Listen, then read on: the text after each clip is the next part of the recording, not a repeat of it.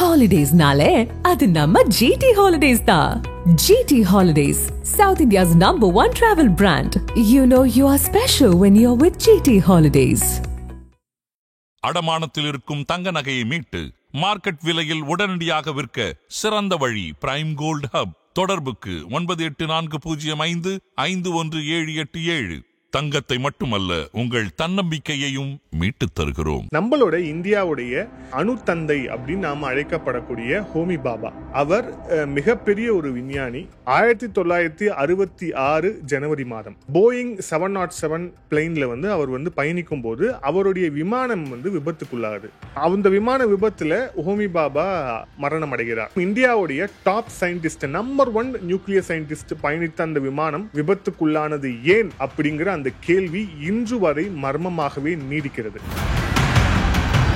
L Mahalingam 47, அவருடைய வயசு இறக்கும் போது சீனியர் நியூக்ளியர் சயின்டிஸ்ட். இவர் பார்த்தோம் அப்படின்னா இவர் எங்க ஒர்க் பண்றாரு அப்படின்னா கைகை அட்டாமிக் பவர் ஸ்டேஷன், கர்நாடகால இருக்கக்கூடிய பவர் ஸ்டேஷன்ல இவர் ஒர்க் பண்றாரு. அதாவது காலையில ஒரு நடைப்பயிற்சிக்காக இவர் போறாரு, ஆனா திருப்பியும் வீட்டுக்கு வரல. அவர் எங்க போனார் அப்படின்னு தேடுறாங்க. அப்போ பக்கத்துல இருக்கக்கூடிய காலி அப்படிங்கிற ஒரு ஆறுல 5 நாட்களுக்கு பிறகு சடலமாக அவர் மீட்கப்படுகிறார். இதை அங்க இருக்கக்கூடிய போலீஸ் சிம்பிளா சூசைட் அப்படின்னு சொல்லி முடிக்கிறாங்க.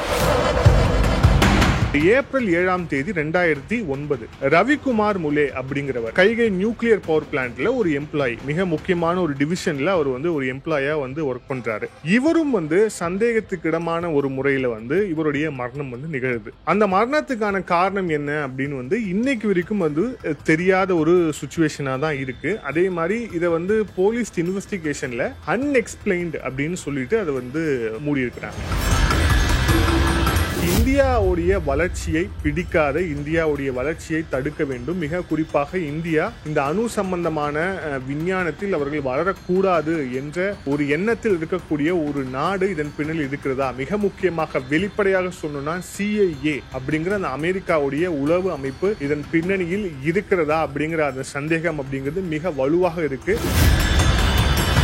அமெரிக்கா என்ற அந்த பைத்தியக்கார ஒரு நபரால் ஆளப்பட்டிருக்கக்கூடிய அந்த நாடுடைய முகத்திரையை கிழிக்க வேண்டிய நேரம் தற்போது வந்துவிட்டது. இந்த சந்தேக மரணங்கள் தொடர்பாக மிக முக்கியமான தீர்க்கமான ஒரு இன்வெஸ்டிகேஷன் அப்படிங்கிறது நடத்தப்படணும். ஆனா இன்று வரை அது நடத்தப்படல.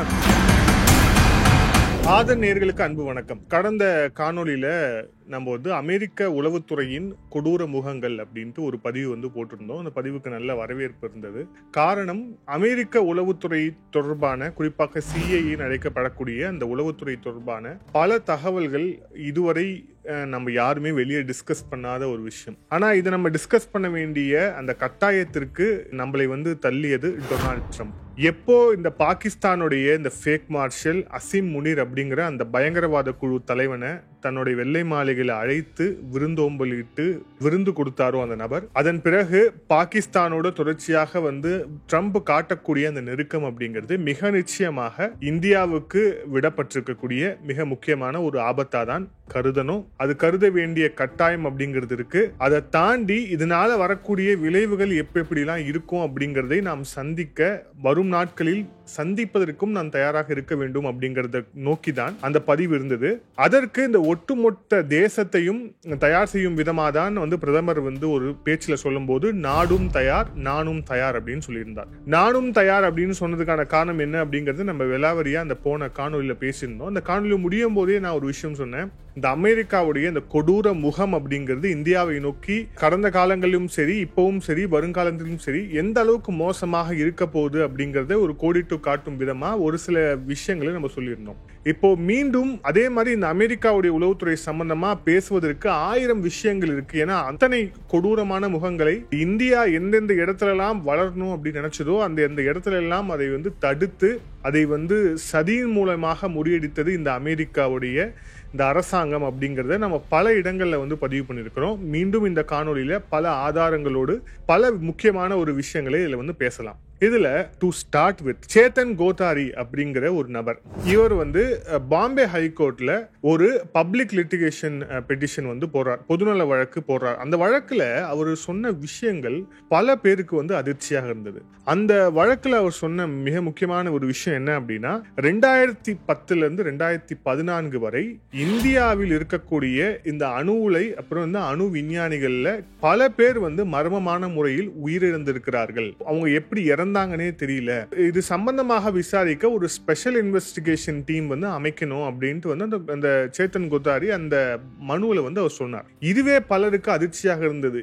எப்படி வந்து இந்தியாவுடைய அணு விஞ்ஞானிகள் இந்த மாதிரி திடீர்னு வந்து இறந்து போறாங்க. அந்த இறந்து போனதுக்கான காரணம் வந்து சூசைடு இல்ல பல்வேறு விஷயங்கள் சொல்லப்பட்டாலும் பெரும்பாலான மோர் தென் 90% ஆஃப் கேசஸ்ல வந்து அது எப்படி வந்து குறிப்பிடப்பட்டிருக்குன்னா அன்எக்ஸ்பிளைன்ட், அதாவது விவரிக்க முடியாதது அப்படிங்கிற மாதிரி தான் அதை குறிப்பிட்டு அந்த கேஸு அந்த வழக்குகள் மூடப்பட்டிருக்கு அப்படிங்கிற தகவலை அவர் அந்த பொதுநல வழக்குல வந்து குறிப்பிட்டார். அவர் அந்த பொதுநல வழக்கு போட்ட பிறகுதான் இது வந்து மிகப்பெரிய நாடு முழுவதும் மிகப்பெரிய ஒரு விவாதமாக வந்து ஏற்படுது.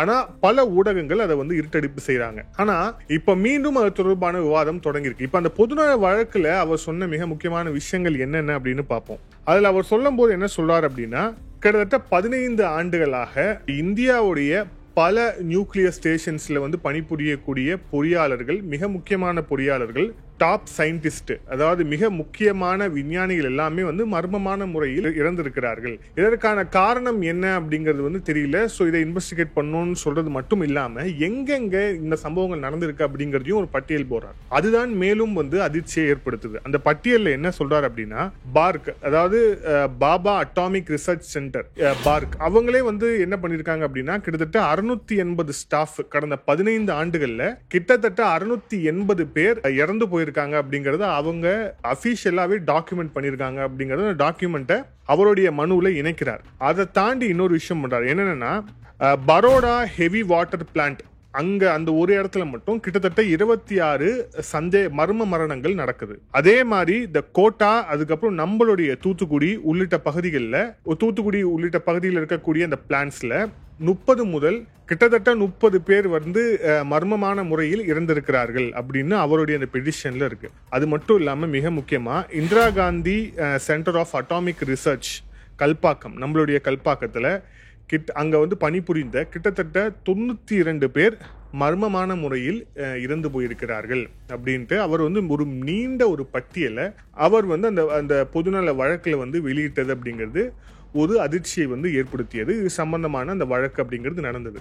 இந்த வழக்கு சம்பந்தமாக இந்த வெளியான செய்தி அப்படிங்கிறது மிகப்பெரிய ஒரு விவாத பொருளாக மாறியது. அதன் பிறகுதான் இதன் காரணம் என்ன, இதன் பின்னணி என்ன அப்படின்ட்டு வந்து ஒரு விஷயமா வந்து தோண்டி எடுக்கப்படுது. தோண்ட எவ்வளவு பெரிய ஒரு சர்வதேச சதி இதன் பின்னணியில் இருக்கிறது அப்படிங்கிறது கொஞ்சம் கொஞ்சமாக தெரிய ஆரம்பிச்சிருக்கு. நம்ம ஒரு அனாலிசிஸ் அடிப்படையில ஒரு சில அதாவது இப்ப இந்த நடந்த மரணங்கள்லயே மிகவும் நோட்டபிளான மரணங்கள் என்னென்ன அப்படிங்கறத பார்ப்போம். அது எந்தெந்த சர்க்கம்ஸ்டன்ஸ்ல நடந்தது, இதற்கான பின்னணி எப்படி அன்எக்ஸ்பிளைன்டா, அது விவரிக்க முடியாததா, இன்னைக்கு வரைக்கும் மர்மமான முறையிலேயே இருக்கு அப்படிங்கறத நம்ம தெளிவா பார்ப்போம்.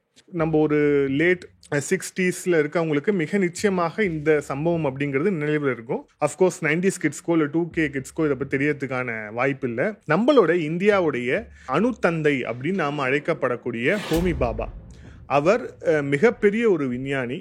இந்தியா அணு உலை சம்பந்தமாகவும் அணு விஞ்ஞானத்திலையும் மிக முக்கியமான ஒரு வளர்ச்சி அடையணும் அப்படின்னு தன்னுடைய பங்களிப்பை வந்து அவர் ரொம்ப திறம்பட வந்து செய்தவர் அப்படின்னே வந்து சொல்லலாம். அப்பேற்பட்ட ஒரு விஞ்ஞானி என்ன ஆகிறார் அப்படிங்கிறது தான் மிக முக்கியமான ஒரு விஷயம். அவர் கேம்பிரிட்ஜில் படிக்கிறாரு, பாம்பேயில் வந்து பிறக்கிறாரு, கேம்பிரிட்ஜில் போய் படிச்சுட்டு அங்கேயே வந்து ஒரு மிகப்பெரிய ஒரு ஃபிசிஷியன் ஆகிறாரு. அதுக்கப்புறம் அவர் மீண்டும் வந்து இந்தியாவுக்கு வராரு. குறிப்பாக அந்த செகண்ட் வேர்ல்டு வாருக்கு பிறகு அவர் இந்தியா வருகிறார். இந்தியா வந்தோடனே நம்மளுடைய நாடு எந்த நிலைமையில இருக்கு, மிக குறிப்பாக இந்த அணுத்துறையில நம்ம என்ன மாதிரியான ஒரு பங்களிப்பை ஆற்றணும் அப்படின்னு இந்தியாவை மிக வேகமாக இதை நோக்கி நகரணும் அப்படின்னு கொண்டு போறாரு. இது எல்லாத்தையுமே தீவிரமா அவர் செய்து கொண்டிருக்கும் போது 1966 ஜனவரி மாதம் ஹோமி பாபா அவர்கள் போயிங் 707 பிளைன்ல வந்து அவர் வந்து பயணிக்கும் போது அவருடைய விமானம் வந்து விபத்துக்குள்ளாகுது. அந்த விமான விபத்துல ஹோமி பாபா மரணம் அடைகிறார். அது மட்டும் இல்லாமல் அவரோடு சேர்ந்து பயணித்த கிட்டத்தட்ட 100க்கும் அதிகமான பேசஞ்சர்ஸும் வந்து உயிரிழக்கிறாங்க. ஆனால் இன்னைக்கு வரைக்கும் அந்த ஹோமி பாபா அவர்களுடைய மரணம் அப்படிங்கிறது சந்தேகத்துக்குரிய மரணமாக இருக்கு. ஏன் அப்படின்னா அந்த விபத்துக்கான காரணம் குறிப்பாக அந்த இப்போ கூட ஒரு விமானம் வந்து விபத்துக்குள்ளாச்சு. ஸோ அதில் வந்து பிளாக் பாக்ஸ் எடுக்கப்பட்டது, ஏன் அந்த விபத்து நடந்ததுன்னு பல்வேறு ஆராய்ச்சிகள் நடந்தது. இப்போ ஹோமி பாபா அவருடைய அந்த விமான விபத்துக்கு என்ன காரணம் அப்படின்னு அதை தோண்டி எடுக்கும்போது அவங்க அதுக்கான காரணம்னு என்ன சொல்றாங்க அப்படின்னா miscommunication between the pilot and Geneva airport அப்படின்னு சொல்றாங்க. ஜெனீவாவை தான் இவர் போய் வந்து அடையணும். ஸோ ஜெனீவா அந்த ஏர்போர்ட்ல இருக்கவங்களுக்கும் பைலட்டுக்கும் நடந்த ஒரு மிஸ்கம்யூனிகேஷன் தான் இந்த விபத்துக்கான காரணம் அப்படின்னு வந்து ஒரு புதுமையான ஒரு காரணம் வந்து சொல்லப்பட்டது. இன்ஜின் ஃபெயிலியர், பறவை வந்து இன்ஜின் மேலே மோதி ஃபெயிலியர் ஆச்சு, இல்லை ஒரு மிசைல் அட்டாக் கீழேருந்து நடந்தது, இல்லை விமானத்திலேயே குண்டு வெடிச்சது உள்ளிட்ட பல்வேறு விஷயங்கள் காரணமாக சொல்லப்பட்டிருந்தா அதை ஏற்றுக்கொள்வதற்கான ஒரு தன்மை அப்படிங்கிறது இருக்கும், அதை ஏற்றுக்கொள்வதற்கான பர்சன்டேஜாவது இருக்கும். ஆனால் ஒரு மிஸ்கம்யூனிகேஷன்ல இந்த மாதிரி ஒரு விபத்து நடக்குமா? அதுவும் இந்தியாவுடைய top scientist, number 1 nuclear scientist பயணித்த அந்த விமானம் விபத்துக்குள்ளானது ஏன் அப்படிங்கிற அந்த கேள்வி இன்று வரை மர்மமாகவே நீடிக்கிறது. அதுக்கு அடுத்து பாருங்க, எல் மகாலிங்கம் 47 அவருடைய வயசு இறக்கும் போது சீனியர் நியூக்ளியர் சயின்டிஸ்ட். இவர் வந்து பார்த்தோம் அப்படின்னா இவர் எங்க ஒர்க் பண்றாரு அப்படின்னா கைகை அட்டாமிக் பவர் ஸ்டேஷன், கர்நாடகாவில் இருக்கக்கூடிய பவர் ஸ்டேஷன்ல இவர் வந்து ஒர்க் பண்றாரு. அதாவது காலையில ஒரு நடைப்பயிற்சிக்காக இவர் போறாரு, ஆனா திருப்பியும் வந்து வீட்டுக்கு வரல. ஸோ மிக தீவிரமாக அவரை நோக்கி வந்து அவர் எங்க போனார் அப்படின்னு வந்து தேடுறாங்க. அப்போ வந்து பக்கத்தில் இருக்கக்கூடிய காலி அப்படிங்கிற ஒரு ஆறுல 5 நாட்களுக்கு பிறகு சடலமாக அவர் வந்து மீட்கப்படுகிறார். இதை வந்து அங்க இருக்கக்கூடிய போலீஸ் வந்து சிம்பிளா வந்து சூசைட் அப்படின்னு சொல்லி முடிக்கிறாங்க.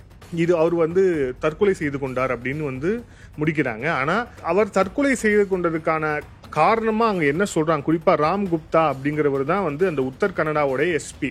அவர் வந்து ஒரு பேட்டியில சொல்லும்போது அவர் என்ன சொல்றாருன்னா, வழக்கமா அவர் வந்து வாக்கிங் போகும்போது கையில வந்து வாட்ச் கட்டிட்டு இருப்பாரு, அதே மாதிரி வந்து போன் எடுத்துட்டு போவாரு, ஆனா எதுவுமே அவர் வந்து எடுத்துட்டு போல.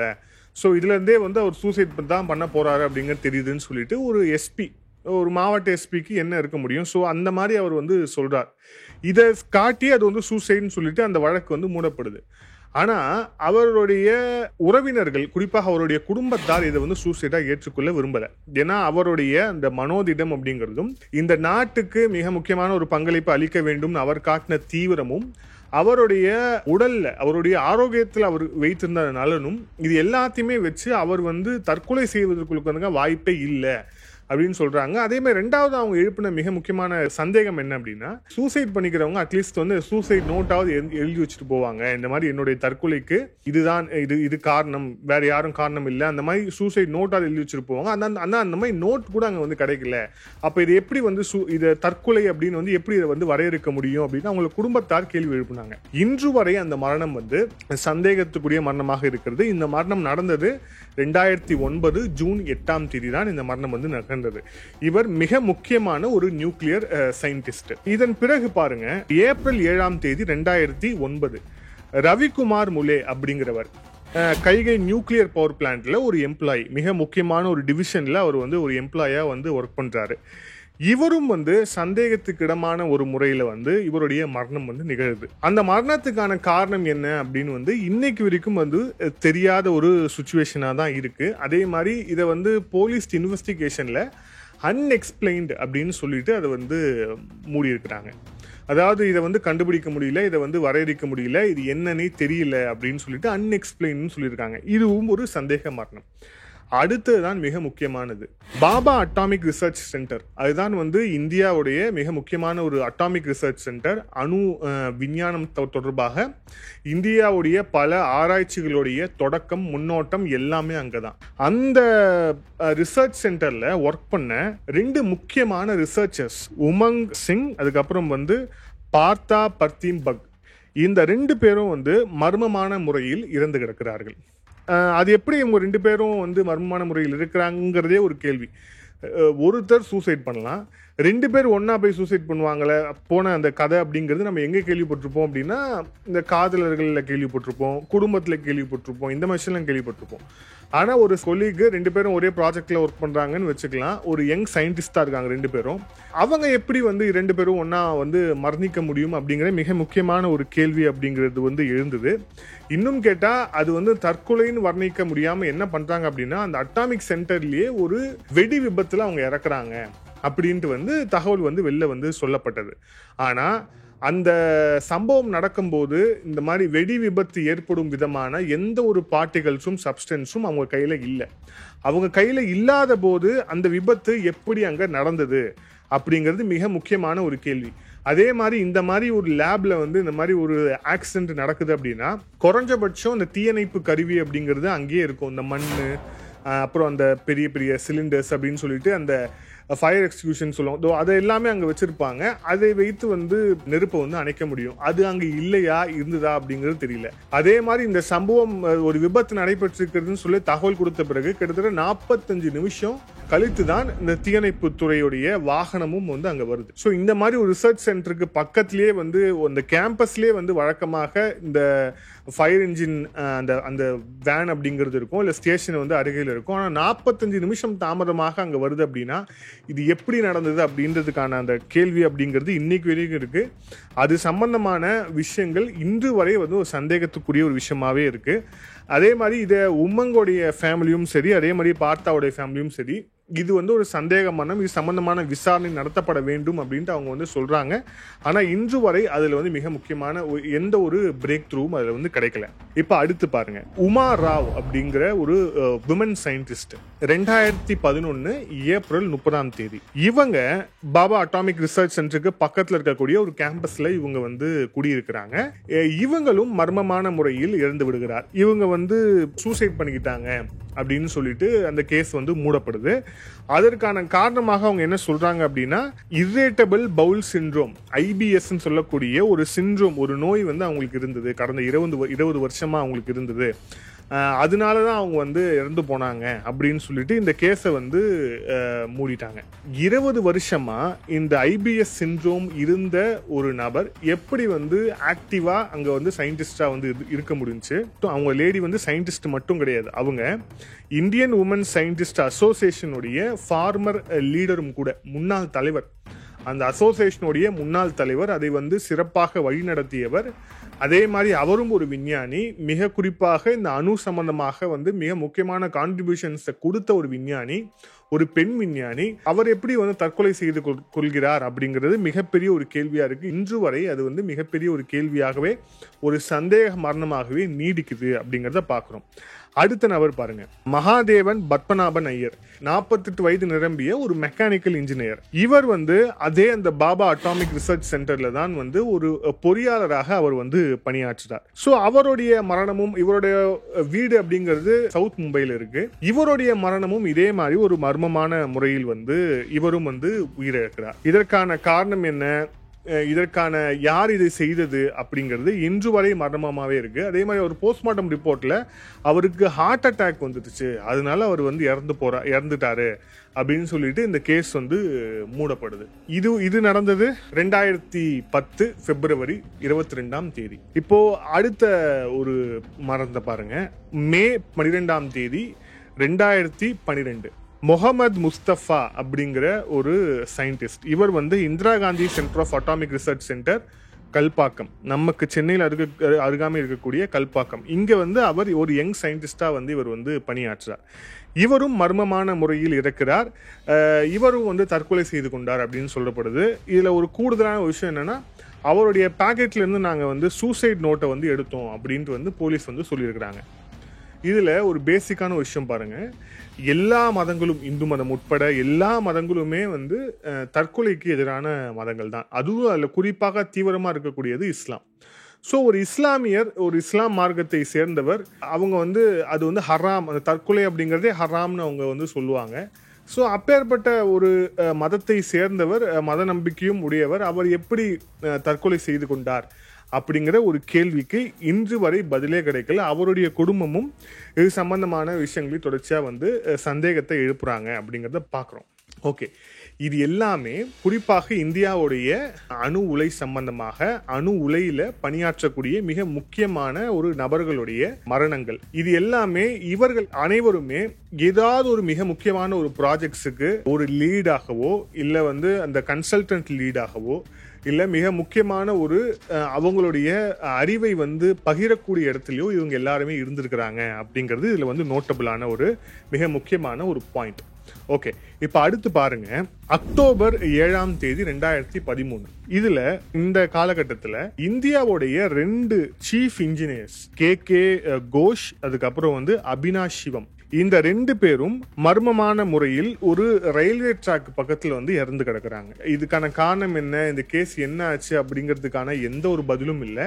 இவங்க 2 பேர் யாரு அப்படின்னா INS ஹரியந்த் அப்படின்னு நமக்கே தெரியும். INS ஹரியந்த் நியூக்ளியர் பவர்டு சப்மரைன், அதாவது நீர்மூழ்கி கப்பல். அது நியூக்ளியர் பவர்டு அணுசக்தி உடைய நீர்மூழ்கி கப்பல் INS ஹரியந்த். இந்த நீர்மூழ்கி கப்பல்ல தொழில்நுட்ப வல்லுநர்களாக பணிபுரிந்தவர்கள் தான் இந்த கே கோஷ் அதுக்கப்புறம் அபினாஷ் சிவம். இவர்களும் மர்மமான முறையில் இறந்து கிடக்கிறார்கள். இதற்கான காரணம் என்ன அப்படிங்கிறதுக்கான எந்த ஒரு விஷயமும் இன்னைக்கு வரையும் தெரியவே இல்லை. இன்னும் கேட்டா ரயில்வே ட்ராக் பக்கத்துல அவங்களுடைய சடலம் கண்டெடுக்கப்படுது.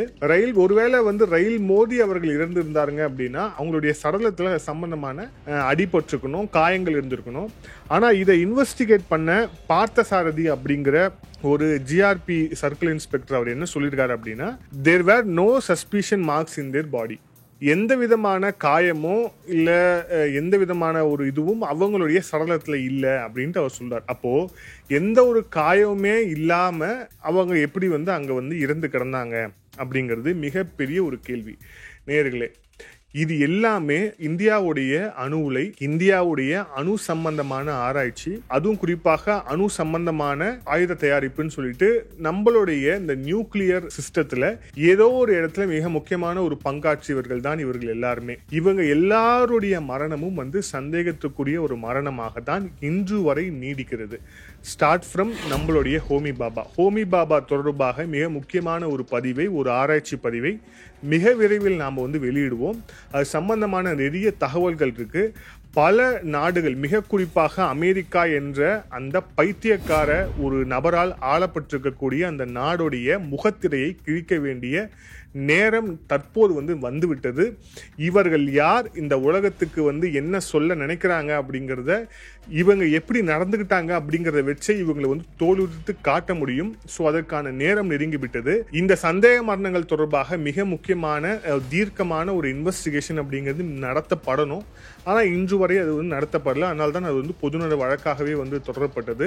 ஸோ இந்தியாவுடைய வளர்ச்சியை பிடிக்காத, இந்தியாவுடைய வளர்ச்சியை தடுக்க வேண்டும். மிக குறிப்பாக இந்தியா இந்த அணு சம்பந்தமான விஞ்ஞானத்தில் அவர்கள் வளரக்கூடாது என்ற ஒரு எண்ணத்தில் இருக்கக்கூடிய ஒரு நாடு இதன் பின்னணி இருக்கிறதா? மிக முக்கியமாக வெளிப்படையாக சொல்லணும்னா CIA அப்படிங்கிற அந்த அமெரிக்காவுடைய உளவு அமைப்பு இதன் பின்னணியில் இருக்கிறதா அப்படிங்கிற அந்த சந்தேகம் அப்படிங்கிறது மிக வலுவாக இருக்கு. குறிப்பாக ஹோமி பாபா அவர்களுடைய அந்த மரணம் அப்படிங்கிறது எந்த மாதிரி நிகழ்ந்தது, அது தொடர்பாக CIA உடைய மிக முக்கியமான ஒரு அதிகாரி சொன்ன தகவல் என்ன, அவர் வெளியிட்ட ஆவணம் என்ன உள்ளிட்ட பல்வேறு விஷயங்கள் இன்னும் இருக்கு. இந்த அமெரிக்கா அப்படிங்கிற அந்த நாடை மிக நிச்சயமாக தோலுரித்து காட்ட வேண்டும். நாமும் புரிந்து கொள்ள வேண்டும், நாம எந்த மாதிரியான ஒரு எதிரியோடு இப்போ நாம மோத தொடங்கி இருக்கோம் அப்படிங்கறத நம்மளும் புரிந்து கொள்ள வேண்டும் அப்படிங்கிறதுக்கான ஒரு பதிவு தான் இது.